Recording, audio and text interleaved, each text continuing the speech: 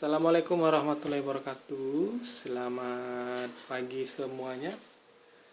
Mudah dalam keadaan sehat ya hari ini. Nah baik, hari ini kita lanjutkan pertemuan kita yang semalam, yang kemarin. Ya, materi kita tentang kesetimbangan kimia. Kemarin kita ada membahas yang namanya keadaan kesetimbangan ya. Keadaan kesetimbangan.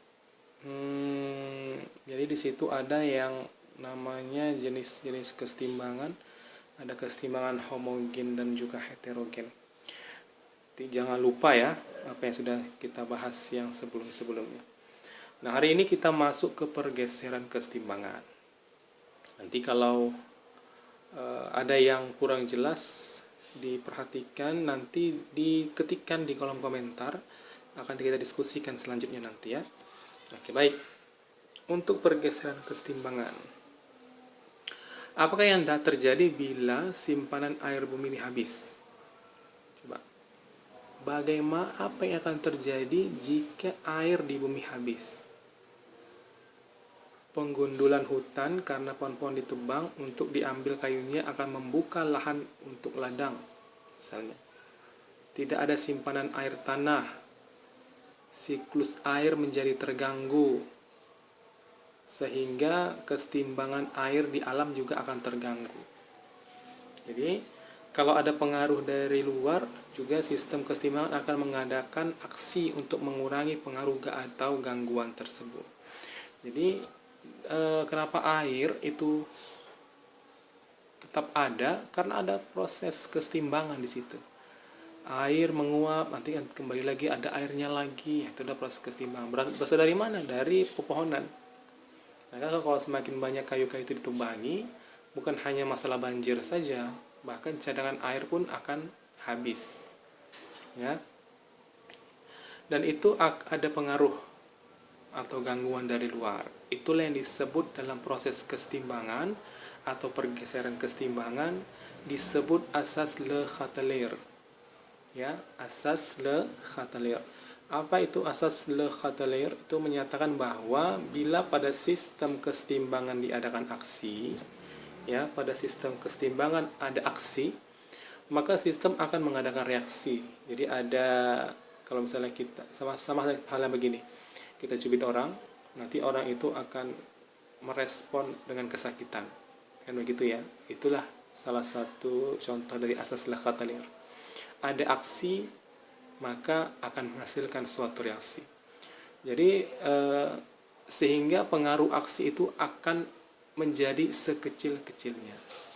Jadi ada aksi, ada reaksi. Ya. Jadi perubahan dari keadaan kesetimbangan semula ke keadaan kesetimbangan yang baru akibat adanya aksi atau pengaruh dari luar itu dikenal dengan sebutan pergeseran kesetimbangan. Jadi karena adanya aksi, sehingga aksi itu akan mempengaruhi proses daripada reaksi kesetimbangannya. Jadi kalau misalnya ada aksi dari luar, akan mempengaruhi pergeseran kesetimbangan. Dia lebih berat kemana? Apakah lebih berat ke produknya atau lebih berat ke reaktannya? Itulah pengaruh daripada asas Le Chatelier. Jadi ada beberapa faktor yang mempengaruhi kenapa suatu reaksi kimia, kesetimbangan kimia itu dapat mengalami pergeseran kesetimbangan. Yang pertama, adanya perubahan konsentrasi dari salah satu zat. Selama proses kesetimbangan, ada salah satu zatnya itu mengalami perubahan konsentrasi. Apakah dia itu semakin tinggi konsentrasinya atau semakin rendah, yang jelas konsentrasinya berubah. Yang kedua, adanya perubahan volume atau tekanan. Ini berkesinambungan ya. Kalau volume, semakin besarnya volume, maka tekanannya akan semakin kecil. Begitu juga sebaliknya, semakin kecil volumenya, maka tekanannya akan semakin besar. Kemudian yang terakhir ada perubahan suhu. Apakah dia dipanaskan atau tidak. Tiba-tiba dia dipanaskan dalam proses kesetimbangan, itu akan mempengaruhi ke arah mana reaksi kesetimbangan itu bergeser. Apakah ke produk ataupun ke reaktan. Ya.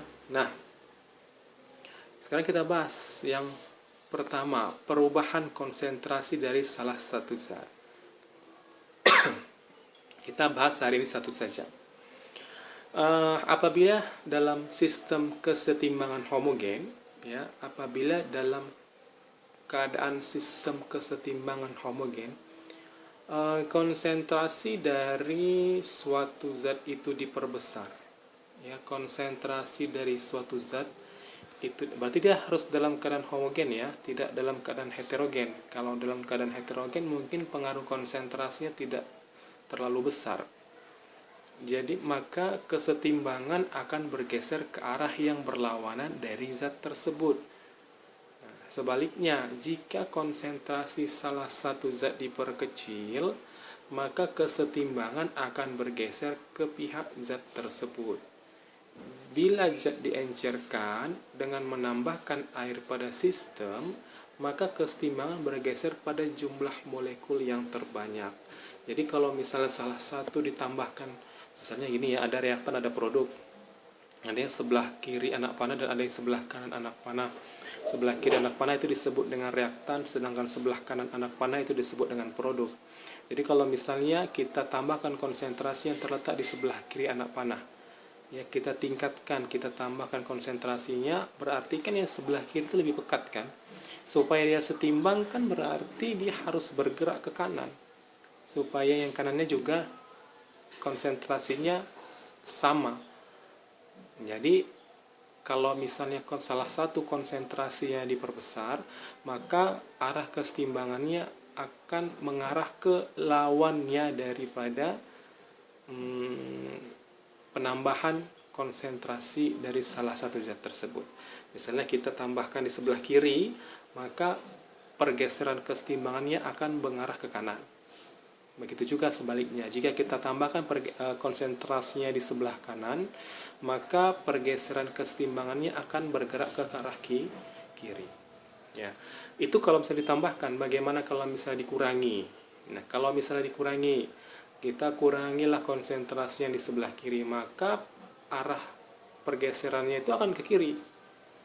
Karena kan konsentrasinya sudah rendah, sebelah kanan dia konsentrasinya tinggi, supaya setimbang, arah pergeseran konsentrasi itu harus ke sebelah kiri. Supaya setimbang jumlah konsentrasi yang di kiri dan juga yang di kanan. Nah, kalau misalnya kita kurangi konsentrasi yang di sebelah kanan, maka arah pergeseran kesetimbangannya itu akan mengarah ke sebelah kanan. Ya. Nah, begitulah seterusnya. Kalau misalnya ditinjau dari perubahan konsentrasi, dan harus dalam keadaan sistem homogen, tidak bisa dalam sistem heterogen. Ya, ini ada contoh, coba perhatikan. Ke arah manakah kesetimbangan bergeser bila pada reaksi kesetimbangan 2SO2 gas ditambah dengan O2 gas menghasilkan 2SO3. Reaksi kesetimbangan 2SO3 gas. Ke arah mana kesetimbangan bergeser? Jika yang pertama, kita tambahkan SO2, maka ke arah mana kesetimbangannya bergeser? Kita lihat. SO2 sebelah kiri ya. Kalau berdasarkan tadi pengertian yang sebelumnya, maka ini akan bergeser ke kanan. Kalau SO2-nya ditambah, berarti akan bergeser ke kanan. Kita lihat jawabannya. Bila pada sistem kesetimbangan ini ditambahkan gas SO2, maka kesetimbangan akan bergeser ke kanan. Karena SO2 ditambah, berarti kan yang sebelah kiri semakin tinggi konsentrasinya. Sementara di sebelah kanan kan tetap. Supaya setimbang, maka bergeserlah ke arah kaki ke kanan. Proses kesetimbangannya. Kan begitu ya. Nah, bagaimana kalau yang B, SO3-nya yang ditambah? Ya, SO3-nya ditambah di sebelah kanan. Maka proses kesetimbangannya itu akan bergeser ke kiri. Sama seperti tadi, karena kita tambahkan jumlah konsentrasi yang di sebelah kanan, berarti kan sudah meningkat konsentrasi yang sebelah kanan tadi. Maka akan bergeser ke arah kiri dia. Sebelah kanan tinggi, sebelah kiri tidak terlalu banyak, maka dia akan bergeser ke arah kiri. Ya, itu kalau misalnya ditambahkan. Nah, bagaimana kita kurangi kan gitu. Yang C nih, O2-nya kita kurangi. Ini O2. Kira-kira kemanakah dia bakal bergeser? Ke tempat yang kurang tadi. Kita kurangi sebelah kiri. Coba lihat. Bila pada sistem kesetimbangan ini dikurangi O2, O2 dikurangi, maka kesetimbangan akan bergeser ke kiri. Karena kan sudah kita kurangi tadi konsentrasi O2-nya. Berarti dia kan sudah semakin kecil. Sementara di kanan awalnya kan sama nih. Awalnya ini sama-sama 1, ini 2 ya, ini 2, ini 2. Ini kita kurangi 1, tinggal 1. Berarti kan sebelah kanan ini jadi bergeser ke kiri kan begitu ya. Kemudian kalau misalnya kita kurangnya SO3-nya, nih berarti ke kanan, karena kan sebelah kanan sudah berkurang, kan begitu ya. Ya, jadi intinya bagian yang mana yang dikurangi, maka kesetimbangan akan menuju ke situ. Ya, bagian mana yang dikurangi, maka kesetimbangan akan bergeser ke situ. Dan bagian mana yang ditambahkan, maka proses kesetimbangan akan bergeser ke arah yang lawan dari tadi tambahkannya tadi. Kan begitu ya. Nah, kemudian yang kedua, contoh pada reaksi kesetimbangan Ag positif dalam bentuk larutan ditambah Fe2 positif juga dalam bentuk larutan. Ag positif ditambah Fe2 positif akan menghasilkan suatu proses kesetimbangan, menghasilkan Ag solid bentuk padatan ditambah dengan Fe3 positif dalam bentuk aqueous. Nah, ke arah manakah kesetimbangan akan bergeser kalau ditambah Ag positif. Ditambah Ag positif. Ini Ag positif tambah. Yang B ditambah Fe3 positif. Nah, kita lihat. Jumlah koefisien ruas di kiri satu-satu ya. 1 ditambah 1 koefisien ya, 1 sama dengan 2. Jumlah molekul atau koefisien di ruas kanan 1 Ag padat, maka koefisien tidak dihitung. Berarti di sebelah kanan 1. Ingat, padatan tidak dihitung. Karena dalam proses kesetimbangannya dia dalam proses kesetimbangan homogen, ya begitu. Nah, jika reaksi ditambahkan Ag, maka kesetimbangan akan bergeser ke kanan. Karena ditambahkan sebelah kiri, ia bergesernya ke sebelah kanan. Jika reaksi ditambahkan Fe3 positif, maka kesetimbangan akan bergeser ke kiri. Yang jelas seperti tadi, yang mana yang kita tambahkan, dia akan bergeser ke arah yang kurang tadi, atau yang tidak kita tambahkan. Nah, kalau misalnya kita kurangi, berarti ke tempat yang kita kurangi tadilah arah pergeseran kesetimbangannya. Gitu ya. Nah, bagaimana campuran diencerkan dengan menambahkan H2O pada sistem? Jika reaksi ditambahkan air atau mengalami pengenceran, maka kesetimbangan bergeser pada jumlah molekul terbanyak. Nah, ini berbeda ya. Kalau kita encerkan atau kalau kita dipekatkan, ya berarti menggunakan menambah konsentrasi. Jadi diingat aja, kalau dia ditambahkan konsentrasinya berarti ke arah lawannya bergeser. Kalau dia dikurangi konsentrasinya, maka ke arah dialah bergeser. Dan kalau diencerkan dengan menambahkan H2O, maka yang dihitung adalah jumlah koefisiennya. Ya. Maka akan ditinjau dari jumlah koefisiennya. Kesetimbangan akan bergeser pada jumlah molekul terbanyak. Kalau diencerkan, maka dia akan bergeser ke jumlah koefisien yang terbanyak, berarti ke kiri. Tadi kan ini 1, 1, ini sendiri ya, 1, ini ke kiri 2, di kanan 1. Solid tidak dihitung. Berarti yang sebelah kiri ada 2 koefisien, yang sebelah kanan 1 molekulnya. Berarti karena dia mengalami pengenceran atau menambahkan jumlah H2O, maka akan bergeser ke kiri. Ya, seperti itu. Coba kita lihat lagi kembali. Dari epiter germinal sampai ke invaginasi. Nah, ini. Bila zat diencerkan dengan menambahkan air pada sistem, maka kesetimbangan bergeser pada jumlah molekul terbanyak.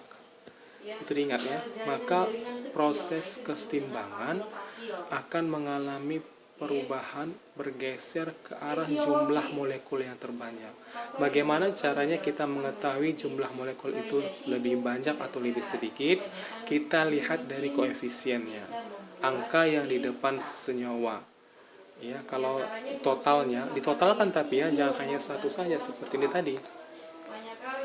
Ini ada AG, ada 1, ada FE, ada 1, ada 1. Ini totalkan dulu. Yang jelas semua yang ada di sebelah kiri anak panah ditotalkan, semua yang ada di sebelah kanan anak panah ditotalkan kecuali yang solid. Yang solid tidak dihitung.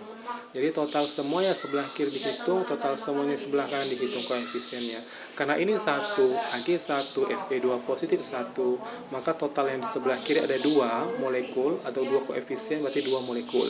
Sementara di kanan ini kita coret, tidak ikut. Kemudian ada Fe3 positif, ini 1, ya, 1 molekul koefisien, maka totalnya 1. Di sebelah kanan 1, di sebelah kiri 2. Itulah cara menentukan banyaknya molekul dalam suatu reaksi proses kesetimbangan. Oke, kira-kira jelas ya sampai di sini. Itu saja dulu materi kita hari ini, mudah-mudahan dipahami. Silakan nanti dikerjakan tugasnya yang sudah saya suruh, yang sudah saya posting. Segera diselesaikan, jangan dilama-lamakan. Dan kalau ada yang ingin ditanyakan, boleh silakan ditanyakan, jangan ada yang tidak dikerjakan. Demikianlah pertemuan kita pada pagi hari ini, mudah-mudahan semuanya jelas. Silakan kita lanjutkan diskusi kita di kolom komentar. Lebih dan kurang saya mohon maaf. Wabillahi taufiq wal hidayah. Assalamualaikum warahmatullahi wabarakatuh. Selamat pagi semuanya.